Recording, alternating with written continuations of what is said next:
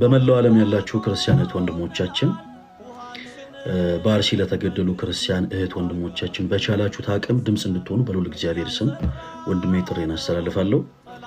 የዚህች ቅድስት ቤተክርስቲያን ልጆች ሆናችሁ ክርስቲያን እህት ወንድሞቻችን ብቻ ሳይሆን ሰብአዊነት የሚሰማችሁ የእስልምና እምነት ተከታይ ወንድሞቻችን፣ ሰብአዊነት የሚሰማችሁ የካቶሊክ እምነት ተከታይ ወንድሞቻችን፣ ሰብአዊነት የሚሰማችሁ የፕሮቴስታንት፣ የጆባ ዊትነስ፣ የአድቬንቲስት እምነት ተከታይ የሆናችሁ እህት ወንድሞቻችን በአጠቃላይ እንዲህ ከእንደዚህ አይነቱ በጣም ስህተትና ከባድ ወንጀል ከሆነ ድርጊት ሁሉም ሰው እንዲቃወም፣ ሁሉም ሰው ለተገደሉ ነፍሳት በአጠቃላይ ድምፅ እንዲሆን በአንድነት ከኛ ጋር እንድትጮሁ በልዑል እግዚአብሔር ስም እጠይቃለሁ።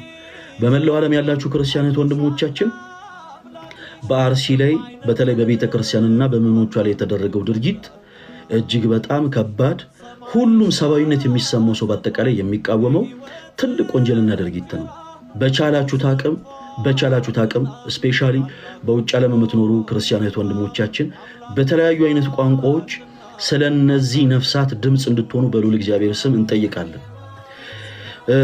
ሰማዕትነት የተቀበሉት ወንድሙ እህቶቻችን አዛውንት ሳይባሉ፣ ወጣቶች ሳይባሉ፣ ህፃናት ሳይባሉ፣ እድሜያቸው እንኳን ሳይታይ እንዲሁ በጅምላን የተጨፈጨፉት። ስለዚህ ሰብአዊነት የሚሰማችሁ አብራችሁ ከጎናችንም ያላችሁ የተለያዩ ቤተ እምነት አማኝ የሆናችሁ ወንድሞቻችን በዚህ ከባድ ጊዜ ከኛ ከክርስቲያን እህት ወንድሞቻችሁ ጋር አብራችሁ ከጎን እንድትቆሙ በልዑል እግዚአብሔር ስም ጥሬን አስተላልፋለሁ። ይሄ የፈለገ አትናቴዎስ ድምፅ ብቻ አይደለም። ይሄ የፈለገ አትናቴዎስ አቋም አይደለም። ይሄ የፈለገ አትናቴዎስ መልእክት አይደለም። ይሄ